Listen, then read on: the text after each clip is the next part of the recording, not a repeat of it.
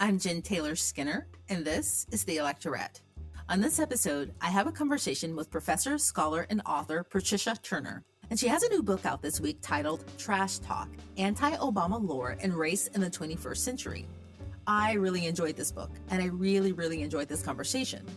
The book does a deep dive into the history of anti-Obama sentiment, and it analyzes the racist conspiracy theories, rumors, and tropes that surrounded President Obama and his entire family. We also talk about the attempted erasure of President Obama's accomplishments at the hands of many of these same actors. This is really fascinating. It's a must-listen conversation and a must-read book. So without further ado, here is my conversation with Patricia Turner. Pat Turner, welcome. Nice to be here. You know, I was reading the other day a social media post, and something in that post, it was a long thread by someone, it reminded me of how you opened your book. So in this thread, they said that there had been an erasure of President Obama's legislative legacy. And when you open the book, you talk about how there was an attempt to delegitimize him before he even took office. And, you know, that there was this large swath of people who were intent on delegitimizing him before he took office. And these people were not persuadable. And I think we can see that now, because I think in a sense there has kind of been an erasure due to that. Is that a fair observation? Absolutely. I think that there was, from the beginning, and the beginning being before he was president, when he was a Illinois-based politician whom people on the left were proposing as a potential presidential candidate, there was a desire on the right to minimize or eliminate him. And as he grew in popularity, as more and more people began to follow him, the desperation around containing him increased. And I really try to make a case in the book that this is very congruent with what the African American experience has been. It's always been about containment from the days of slavery, when there were literal shackles on people and there were literal chains and prohibitions against movement, through the Reconstruction era, where there were attempts to keep African Americans in rural situations, and any attempt to physically migrate or to intellectually migrate, to go to school, to go to college, to integrate. It's always been about containing Black movements, keeping us in our place. And with the emergence of a potential African American presidential candidate, there was a desire to keep him and his family in their place. And that place wasn't in the presidential quarters of the White House, unless they were going to be cleaning it. No, you're absolutely right. That's such a good observation, the comparison of the literal shackles and this containment through just kind of sabotage, I guess, right? He entered the political landscape at a really interesting time. He won the U.S. Senate race in 2004, and that was a midterm year, the year that George W. Bush won re-election. It was 3 years after 9/11, and, one could argue that Bush won that election because of 9/11. But, at the time, and I'm sure you remember this, there was a heightening of bigotry towards Muslims. Anyone brown, Obama's name didn't really help that. And I think, like you said earlier, any Black person entering the political landscape at that moment would have had a challenge. But he had some particular things about him, his background, his parents, that just kind of elevated those attacks. Can you talk about that, like how those factors and the time we were living in around 2004, how that factored into how he was perceived? Absolutely, Jen. And you started with one of the most obvious ones, which is the name.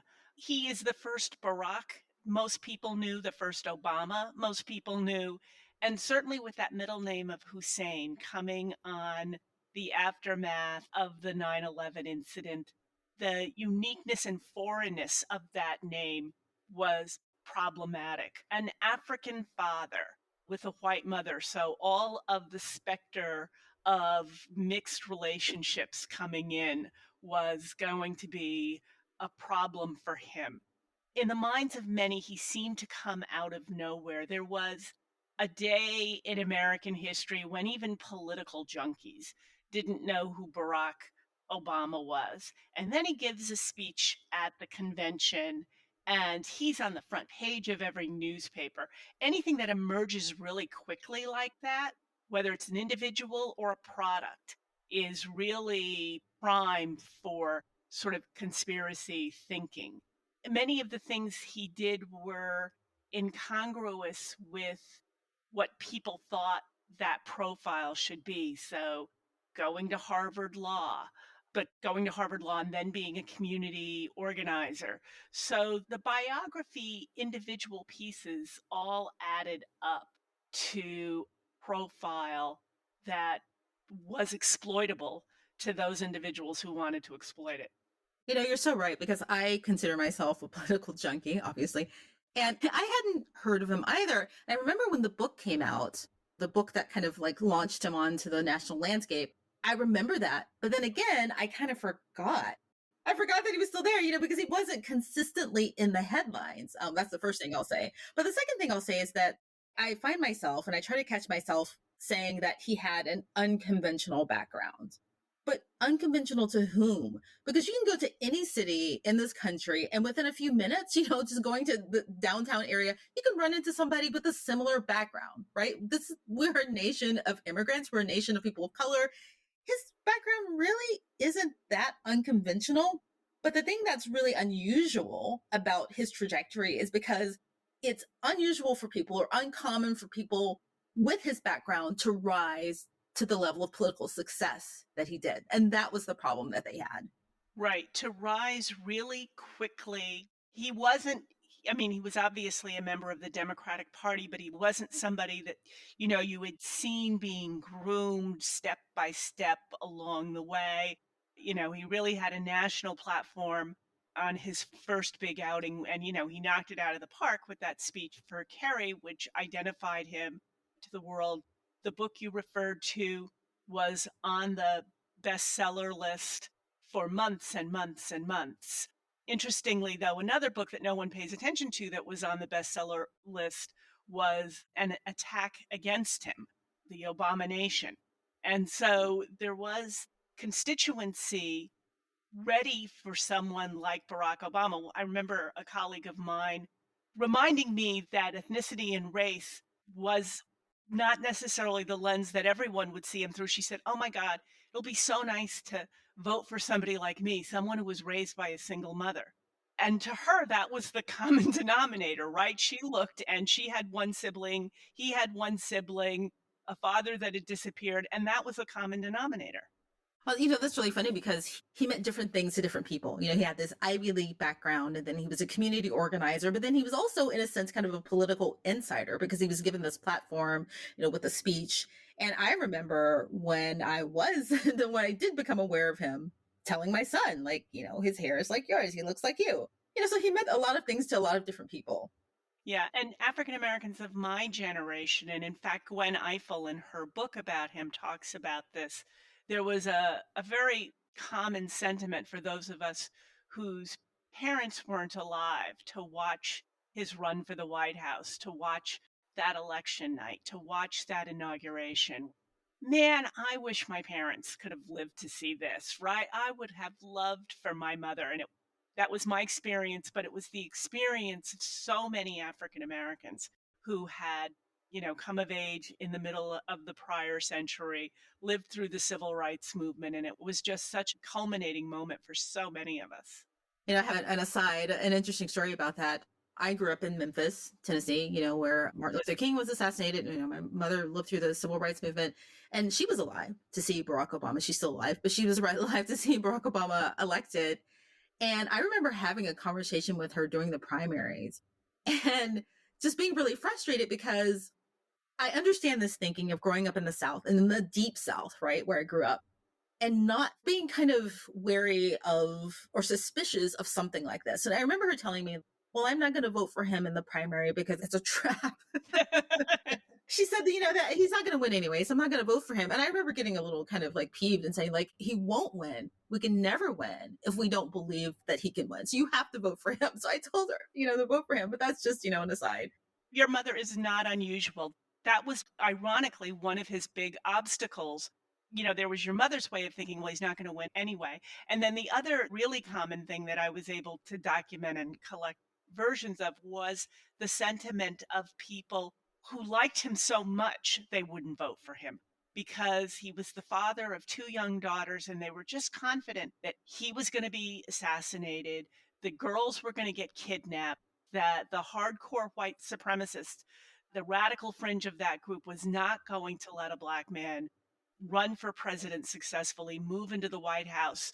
So, I start one of the chapters in the book with a quote from him about it. Not only do I have to convince people who are indecisive about me based on, oh, I don't know if I agree with him on this policy. I don't know if I see this international situation the same way he does. He had to convince people who were like, oh my God, he's wonderful. I love him so much. Oh God, he can't be president. They'll kill him. That's actually what we think about the presidency, right? Like, no one wants that job. And it's a certain generational thing again, because I am old enough, as you know, from trying to walk me through my tech needs in anticipation of this interview, to have remembered the assassinations of John F. Kennedy, Robert F. Kennedy, Malcolm X, and Martin Luther King. And so there are those of us who went through that in the 1960s who scrutinize any public figure against that backdrop of what it was like every couple of years to have someone felled that way. And certainly Barack Obama hit the marks for that. And we had a sort of post traumatic stress response to seeing him out there and just wondering when and if someone was going to shoot him. But early on, so you talk about his daughters and his family, and, you think about the people who were primarily responsible for attacking him. They're always going on about family values and, tradition. And based on what they say they want, he fit that template to a T. He had these young daughters, he had this wife, and they had a very traditional American family, but that didn't seem to matter. And one of the things that he was attacked on very early was his kind of Americanness, so that he wasn't American enough. And they used that as a cudgel, especially this, the thing whether he was wearing a flag pin or not. That just kept coming up. There was a desire to make him a non-American, not a different kind of American, but a non or a hostile, a self-loathing American was the desire. So people would say, with evidence to the contrary, that he wouldn't wear a flag pin, that he wouldn't salute the flag, that he wouldn't sing the national anthem. I make the case in the book that his first inauguration was choreographed in such a way as to try to diminish that way of thinking in his opposition and to try to pull as many people again on the edge of the fringe over as possible. There was a lot of press attention, for example, to the fact that he asked if he could be sworn in on the same Bible that Abraham Lincoln was sworn in. They got it out of the National Archives and they brought it over so that Michelle Obama could hold the same Bible that Lincoln used to swear him in. Traditionally, what presidents have done has been to use a family Bible, the Bible of their home, the Bible that they grew up with. I can't prove this, but I'm fairly confident that all of that choreography around Lincoln's Bible was to mitigate the number of people who would say that he was sworn in on the Quran. Even though he was sworn in on Lincoln's Bible, it still circulated afterwards that he was sworn in on the Quran, and that had happened with his Senate seat as well. It became this kind of backdrop against, you think of all of the challenges that anyone, regardless of political party, faces when they assume the presidency. But then to have this machine out there that's just trying to perpetuate, to call it misinformation is to be polite, just adds another whole layer of challenges that you have to get through. I think the fact that he, again, to use this word for lack of a better word, he did have this kind of unconventional background, right? If he had been, I'm trying to think of, like Cory Booker, for example, they wouldn't have had all these tools to use against him, all of these details to use against him. I do find it interesting that this machine was in place, well before he was even thought of as being a potential presidential candidate. Do you know why? Like, why were they even attacking him as a senator? Because we've had, decades and decades of Black senators. What was going on there?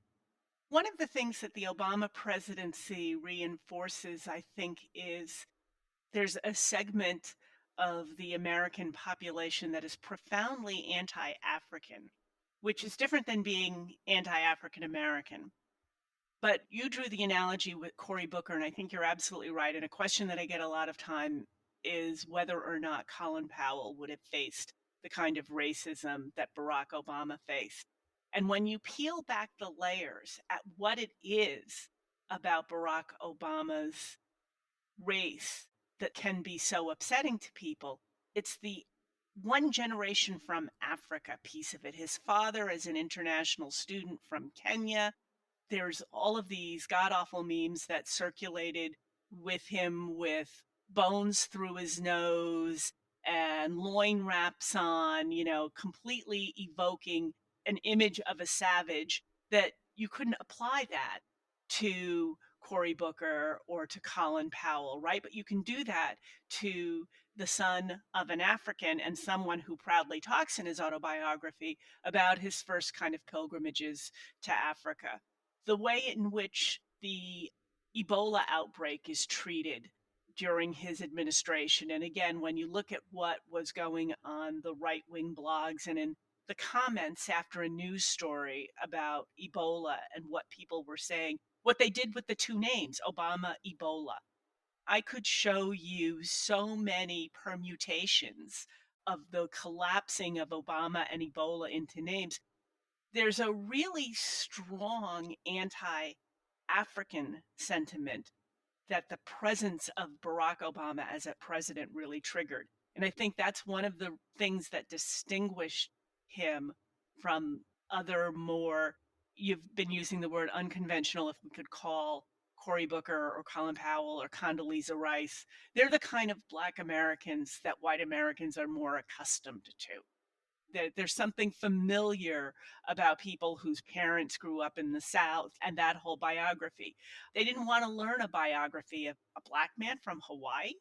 What's up with that? It was just so different than what people are accustomed to. And part of the population responded to that difference by saying, "Oh, that's great. That's good. Hawaii's a state." And other people started questioning whether or not Hawaii, I mean, I actually have things that questioned whether or not he was a citizen because actually the way in which Hawaii became a state was illegitimate. And so that would have meant that no one from Hawaii could have become president. I guess this is kind of getting into the psychology of it, which is interesting. But I've always been interested in the way that African Americans were viewed in comparison to other Black Americans, right? And I don't really know what the answer is to this, but you're right. There's something about perhaps it's assimilation, like they're comfortable with the amount of assimilation that African Americans, whose ancestors were slaves, they're comfortable with the way that we have been kind of assimilated into society versus someone who was just like one or two generations removed from Africa. I mean, that's just my, non-professional, non-expertise take. No, I think there's definitely something to that. There's that impulse to pigeonhole and to compartmentalize and to keep people in a place that's much easier if you're following that script. If your ancestors were slaves and maybe a generation or two, you were a part of the migration. There are white Americans who know what to do with that story and what they want to do with that story. And when we stray, when people using the same identifiers stray from the prescribed profile, that's something to be squashed. No, you're absolutely right. And I don't want to leave it as, there isn't racism. There would be racism if he were traditional Black American, but it's different and there's a playbook for that. Right. And they use that one on Michelle, right? Because Michelle is the more conventional, right? Michelle's parents were a part of the migration. They can date back to slavery. A hardworking couple in Chicago sending her to a magnet school, buying the best possible opportunities they could for two children. She fit a kind of a African American dream, and that was part of what made her very appealing to white voters on the left. That profile was whites who endorsed it and worked on the civil rights movement, worked for the kind of opportunities that she made for herself and took advantage of. But the far right kept waiting for and employing all of the anti-Black women stereotypes that they had been using since the middle of the 19th century. So the fact that she had a dark complexion and that she was large, in their eyes, large, was the subject of so much bashing of her and her looks and so forth. So, there's a whole series of beliefs that she's transgender and that she was born a man, and their proof is in what we would see as the characteristics of an attractive Black woman. They're using those very characteristics to say, look at those broad shoulders, look at her bone structure, look at her facial structure, look at her color. Of course, she was born a man and transitioned. There certainly are ways in which African Americans who fit the preferred profile get bashed just as mightily. And we see it in this couple as someone like Barack, who was so different. Yeah, the interesting thing about Michelle Obama, I think she was tall. She was like 5'10", or not was. She is. She's really tall, and she wears, these heels. And, the thing about, saying that she was born a man, or, making reference to her size, I remember that. And I remember someone coming to her defense saying, hey, this is, classic misogynoir, because, she's actually, I think someone wrote a post about her being like actually a size 8 or size 10 or something. And that was just the way that they were perceiving her and attaching all of these stereotypes to her. And she fit none of them, especially, they tried to attach the welfare queen trope to her and some other tropes. But the one that I remember the most, and I'm curious about what your take is on this, was that New Yorker cover, that infamous New Yorker cover, where Obama was wearing like a long robe, and there was a picture of Osama bin Laden on the wall of the Oval Office. Michelle Obama had an afro and like a gun strapped to her. There was something else about that photo. She was, I think they were doing it like a fist bump or something.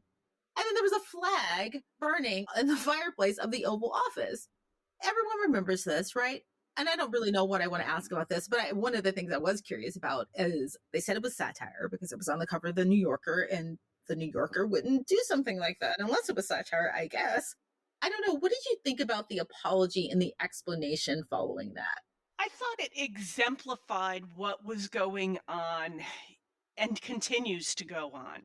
It exemplifies the way in which the left thinks about the right and so forth. So I'm going to give the New Yorker the benefit of the doubt.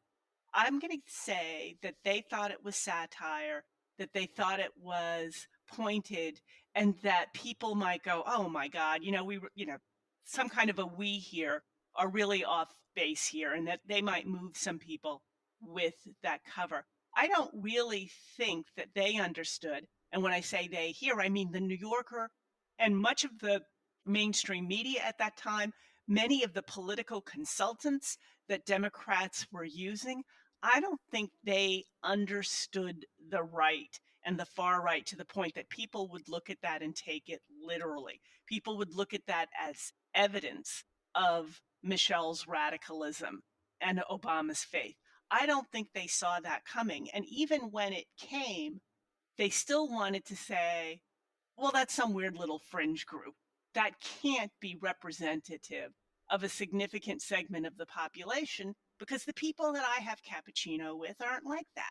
And so, one of your opening questions was about erasure. I think there was, until the election of Trump, a kind of erasure of a swath of working class whites that were extraordinarily malleable and who could very easily be manipulated into really virulently racist, nationalist, and xenophobic ways of thinking and ways of acting. I don't think that the editors of The New Yorker got that that population was there, and I don't think they learned as much as they might have from that moment. Sure. I mean, I subscribe to the New Yorker. When my name was quoted in the New Yorker, which has happened twice, I'm running around. I'm in the New Yorker. We left. We're so easy. I mean, Oh, I know. it's one of the jokes, right? Why are they so worried about us? What are we going to do? Beat them up with our public television tote bags? I mean, I've got my tote bag and no one can use it because I wanted to keep it pristine. But anyway, so yeah, so we love the New Yorker. There's some other things, but I will give them a pass. However, I will say this. there is good satire and then there's satire that fails. And I think that this probably falls in the latter category. That's just my opinion. I agree, and there was a lot of that. In fact, and there's a term for it now, and I think the term is onionized. And so it's when the Onion, which is all satire, right? Like the thing with the New Yorker is, they've done some stunning covers. I thought that their cover after September 11th was stunning. They have responded with some absolutely fabulous, their books on the history of New Yorker covers that are dead to rights good. And so when they do have one that's so satirical as they wanted the Obama one to be, the audience doesn't, know quite where to accept it. With something like The Onion, that's their marching orders. They are a satire magazine. And when they do a satire, people should know to what to accept that. But there have been many things, particularly about Obama, that have appeared in The Onion, and people have used that to raise money for far right causes as if it were the gospel truth. One of the patriotism, you asked me about the patriotism ones a little while ago. One of the patriotism ones came from a satire piece from a magazine without nearly the name recognition, a blog or something, without the name recognition of the New Yorker. And the guy wrote this whole thing saying that Barack Obama was asked about the national anthem, and he said he didn't like it. He didn't like the bombs bursting in air part and everything. And he wanted to substitute it for "I'd like to teach the world to sing," which was a vacuous old Coca-Cola jingle in the 1960s, which had a bunch of people on the top of a hilltop singing. And I'd like to teach the world to sing in perfect harmony. It was a kind of a kumbaya song. And people were livid that he wanted to change the national anthem to a Coca-Cola jingle, not recognizing that this was a satirical piece. Okay. I could see that. But you mentioned something about the Democratic Party apparatus not realizing that this was not just a fringe group. But who else knew that it wasn't a fringe group? Donald Trump. Like, he knew his people well.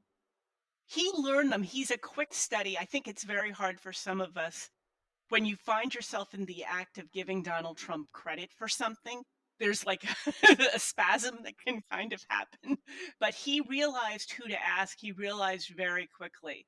He went to the owner of one of the most right wing websites at the time in 2012 and said, "When you write about Obama, what gets the most hits? What gets the most comments? What really gets your readers stirred up?" And he said, "Anything we do about his eligibility to be president, birther stories, anything we report on that, that gets the hits. That's more than the Muslim, it's more than the patriotism." And that's the point at which Trump acted like he embraced the controversy, the created manufactured controversy over Barack Obama's birth certificate. So Trump is smart enough to know who to ask and then how to exploit the information that he gets and what question to ask. If you put yourself in that zone, that was a really good question to ask. It certainly didn't turn out the way we would have liked, but he did get into the White House for a reason. He figured out how to tap into that mindset and how to manipulate people previously had not voted into registering and voting. There was even a segment of the population who had voted for Obama who voted for Trump. He's an interesting case study. I've always wondered what that was about. And I think that a lot of us dismissed him. Oh, maybe Obama included. I know publicly he appeared to dismiss these attacks from Trump as being, the attacks of a buffoon, right? Like this nonsense. And, he is a buffoon. And it's just really hard to reconcile the fact that, yes, he is this, but also he did this really smart thing, right? And I've never been able to reconcile those things. And he has, again, this is really hard to say, but both Barack Obama and Donald Trump have charisma. The charisma works on different populations, but they both are capable of attracting really adoring acolytes who just are taken with them and persuaded by them.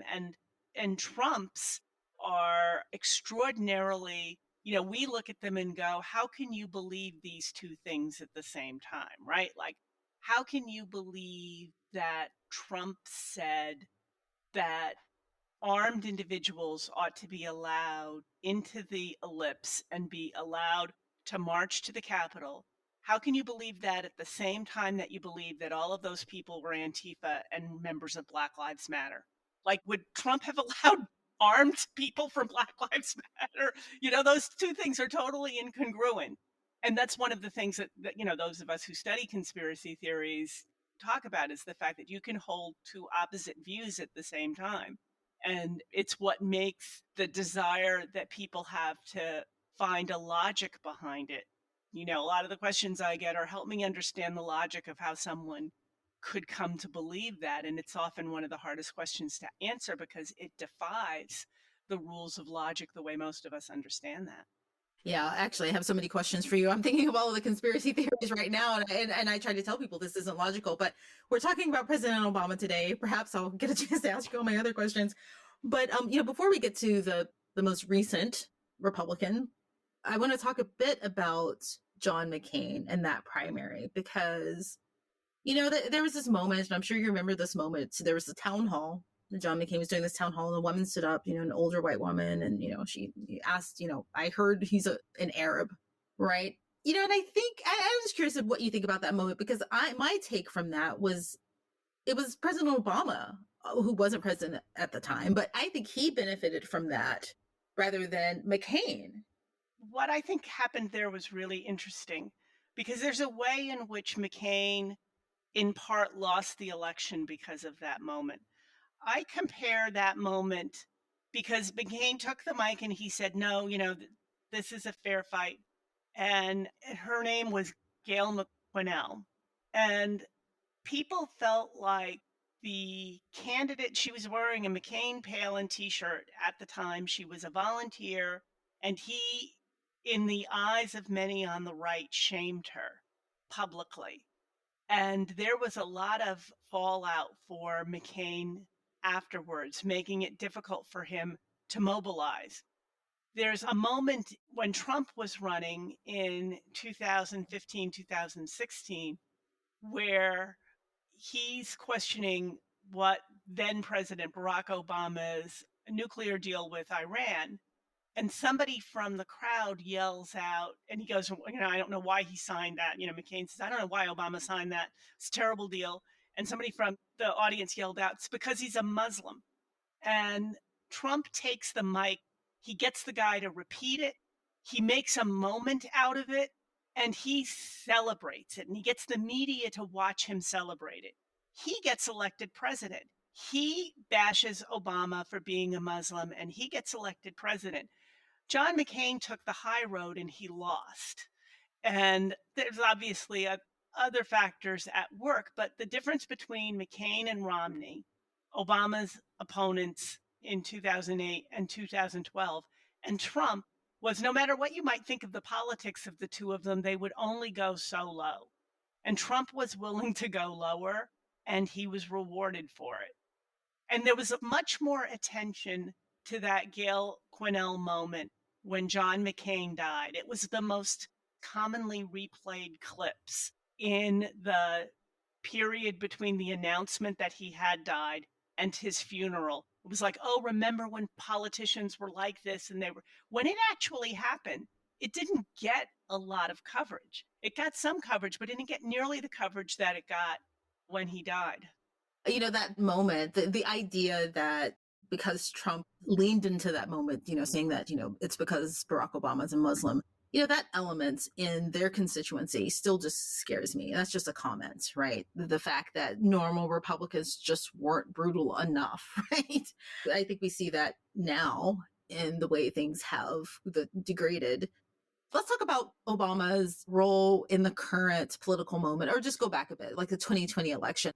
Everything that we've just gone through about what happened during his primary and, the Trump years, how has he shown up in their imaginations? Let's just say the 2020 election. Well, and of course, it started when Trump got elected. And one of the things, he got elected running as much against Barack Obama, who wasn't his opponent, as he did running against Hillary. And then when he's in office, remember, he'd been promising that he was going to have Obama indicted and he was going to be punished for his crimes and so forth. He quickly set himself to the task of undoing as much of what Obama had done as he could legislatively and with his executive orders. One of his disappointments, a very good thing for the rest of, I think, was the Affordable Care Act. He wanted so much to dismantle the Affordable Care Act, also known as Obamacare. When he couldn't do that, he accused Obama of creating a deep state of bureaucrats in Washington who stayed on behind the scenes with the goal of disrupting or destroying as much of Trump's agenda as possible. QAnon really comes out of that sort of deep state mentality, the fact that Obama was still in control. And it shows up in 2020 when around January 5th, videos start to get posted, tweets begin to go out accusing Barack Obama of having conspired with the prime minister of Italy in 2016 to have Italian satellites to change the votes on Dominion voting machines 4 years later in 2020 from Trump to Biden. All of this was set up, according to the believers of this, back in 2016.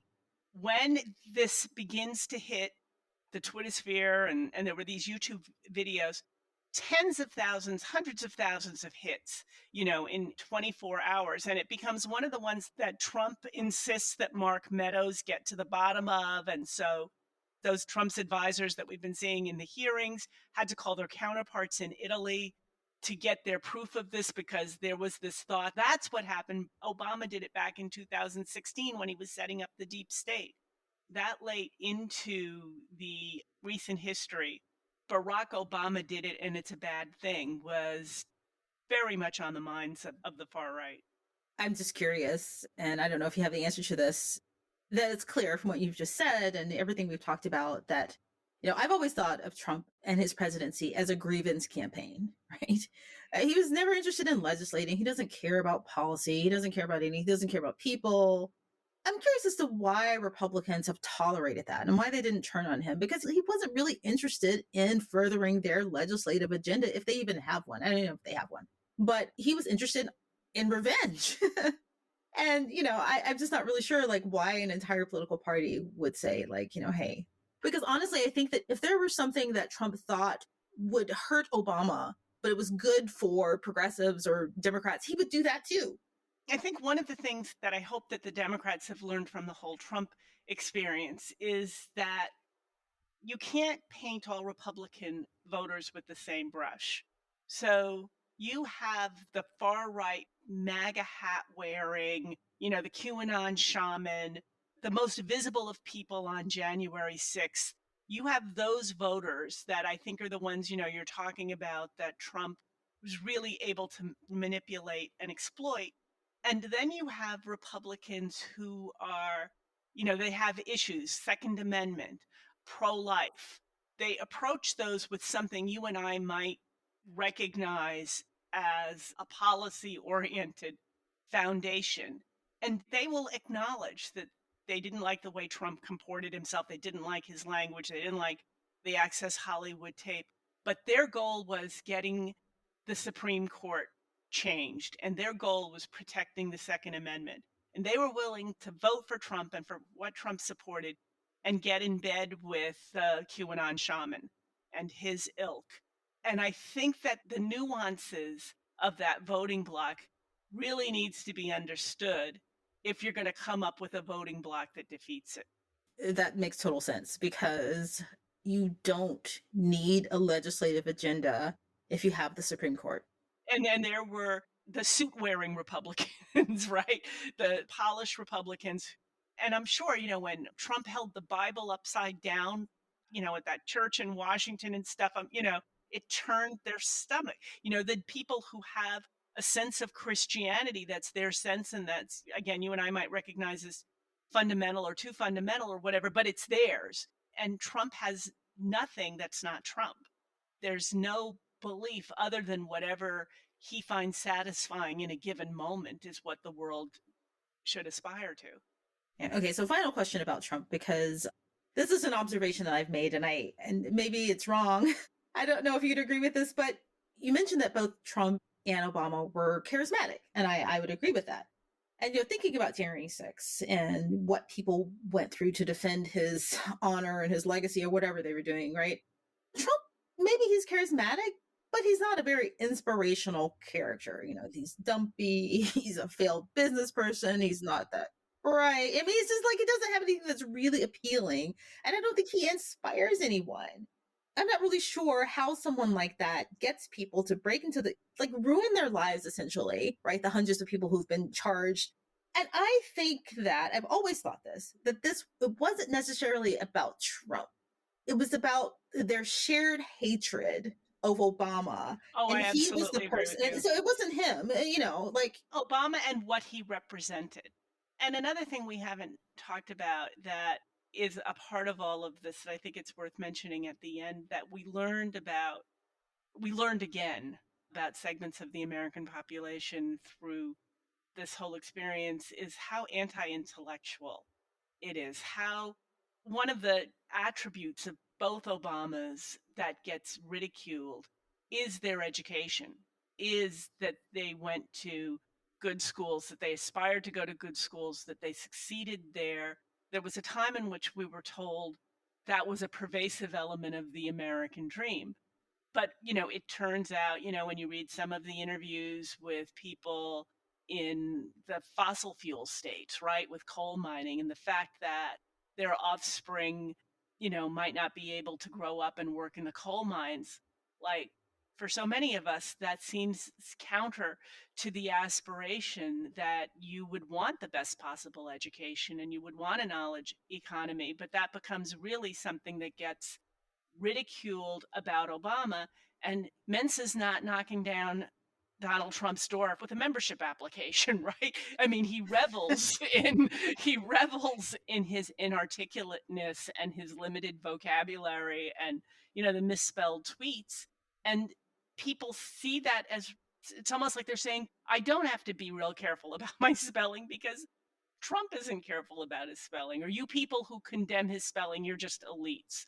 You just want to spend too much money on going to college because you believe in punctuation.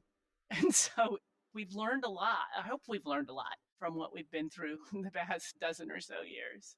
That's another nuanced point. I could just talk to you forever about this stuff, but that's another nuanced point because it does bother him if people perceive him as not being smart, right? Because he said that, I think there was some quote where I don't like people thinking I'm not smart, right? But there's a certain type of smart that he wants to be considered, right? And I think that's the thing that they've attached to the Obamas and to liberals and Democrats, Ivy League intellectualism.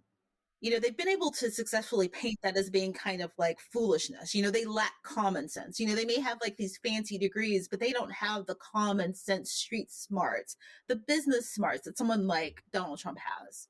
Well, and they set up a binary, right? The binary is you are either elitist, Harvard, Yale, Ivy League smart, or you're blue collar and you know how to work with your hands and you know how to do a long day's work. Work is defined physically. And there's this binary that doesn't imagine a scenario. I have a PhD. I was a dean at UCLA. I'm a farmer's daughter. I know how to clean out a horse stall. Like, it's not a binary. You can be both. And many people are. But there's this impulse towards a kind of a compartmentalization and a narrowing down to some basic core types. If you went from Harvard, you don't know how to use a shovel. And if you know how to use a shovel, you can write a tweet that doesn't have correct spelling. Seems so obvious, but here we are. Well, Pat Turner, I'm so excited about this book, Trash Talk, Anti-Obama Lore and Race in the 21st Century. Thank you for taking time to talk to me today. I really enjoyed our conversation and I love the book. Great, and I'm happy to chat with you at any time. This has been really fun for me as well.